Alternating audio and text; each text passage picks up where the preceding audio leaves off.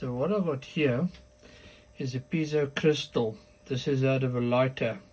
So there's a button that you push and the anvil hits the crystal and you get a few thousand volts here and it produces a spark. Now we're going to talk about knock sensors on cars. So I've got some tack and I've got this stuck to this motor which is running over here. And as you can see on the scope, there you can see the impact of the fan hitting my finger. Okay, now knock or detonation in a car engine produces the same sort of signal out of the knock sensor in the car. It's a piezoelectric crystal. So that sudden explosion is like a violent tap.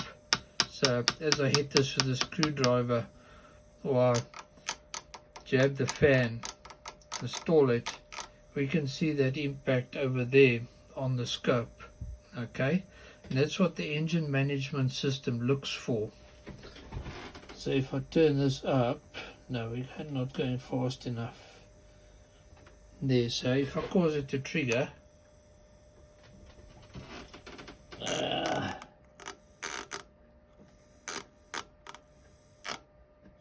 there we go. So there's your normal running of the engine, and then knock occurs, and the engine management system looks for that signal and then retards the timing. So that's what's happening with the knock sensor in the engine and how the piezoelectric crystal works and how it senses it. And I'm simulating it over here with this fan, little DC motor running here, and the impact of the fan hitting my finger is clearly visible on the scope.